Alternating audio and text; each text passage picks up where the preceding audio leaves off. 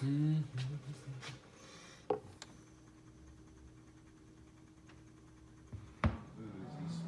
VC, welcome to the Personal Oasis. This is the Blind Island, and today I am going to be doing a new segment called Recent Spins. And I got the idea from Chris Brophy. I've also seen it on a couple of other channels, but watched what he's been listening to recently and made me think of, featuring some things that I've been listening to lately.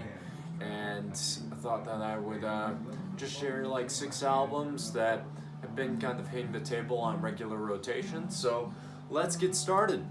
First and foremost, I'm starting off with what is on the Personal Oasis right now, and that's Colter Wall's Western Swing and Waltzes and Other Punchy Songs.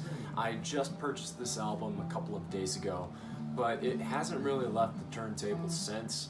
I freaking love this album. Colter Wall was an introduction to me from tunes from the Man Cave, and just a huge fan of his style of country music. Very, very lovely, deep, rich baritone, and a very much traditionalist as far as country music is concerned. I got the limited edition colored variant on natural bone color, and it comes with a lyric insert that has all of the lyrics on 4-page fold out.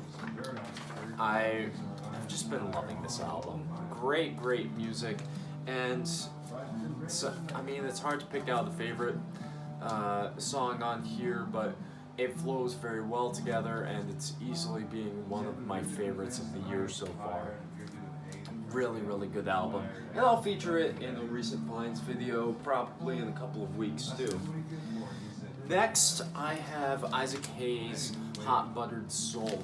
Listened to this album this morning and just forgot what an absolute masterpiece this album is. If you haven't really listened to Isaac Hayes before, and I know that a lot of people here in the VC have, I highly recommend that you do, because this guy reinvented how people viewed soul music, how people viewed pop music, and he really stretched the idea of what a song could be. Just creating these huge, beautiful, lush sonic soundscapes. The beginning of modern music really began here to me, and just an absolutely beautiful album by an amazing artist. So, great record. Then I haven't been able to escape this one either. Nancy and Lee, Nancy Sinatra and Lee Hazelwood. This is some of the best cosmic country you'll ever listen to. Nancy's innocent vocalization with Lee's dark, gruff vocals really add a good contrast together. And the names that pop to my head when I listen to this album are Bobby Gentry and Leonard Cohen, and it's the closest thing we'll ever have to those two doing a record together, which I would have loved to have seen, since Leonard Cohen did have background in country music. That would have been an amazing pairing.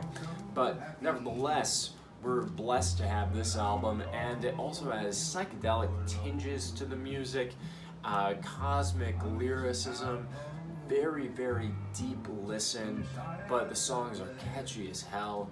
I love their rendition of Jackson, and my wife and I have just been loving this album, and been on our turntable for the past couple of months on a frequent basis. Great record. Then we have Willie Hutch's The Mark of the Beast. This is by the guy who created such incredible soundtracks for the Mac and Foxy Brown, and a lot of people have mixed feelings on this record, and I'm not entirely sure why. I think that it's because it does have more 70s sounding production value on it, but it is just so soulful, funky, and groovy, as also having such a powerful spiritual message behind most of the tracks on here. I think that it's very apropos for the time period that we're living in, and I really enjoy listening to just songs that have a little bit more positivity and cheer to them. And Willie Hutch is one of those type of people. If you're really into Marvin Gaye or even Isaac Hayes, these are songs that will really appeal to you. Curtis Mayfield is another one I would throw in this camp too. Great album, and just a wonderful artist all around. And then next I have Herbie Hancock's Fat Albert Rotunda. I know that a lot of these I featured in my last recent finds, but you know, what I found is what I've been listening to, and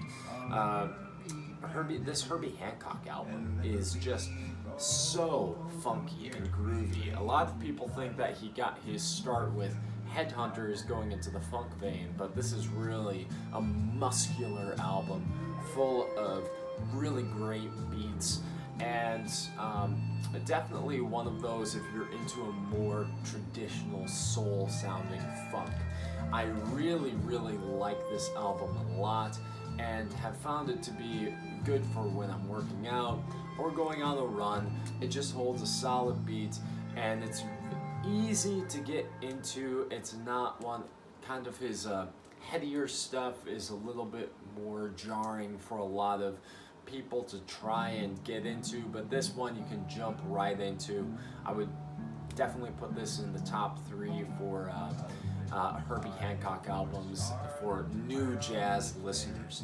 So give this one a listen if you've never given Herbie Hancock a chance. Then next I have Blue Cheer, Vince Bus Eruptum. And I have been listening to this one a lot, just really solid. I mean, this one has been talked about to death.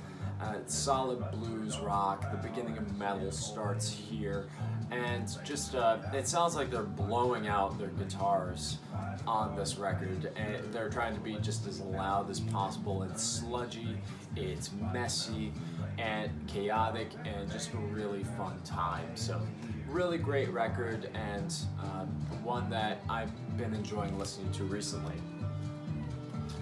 And then just what I've been listening to a lot in the evenings is, you know, going back to classics. Time Out by the Dave Brubeck Quartet.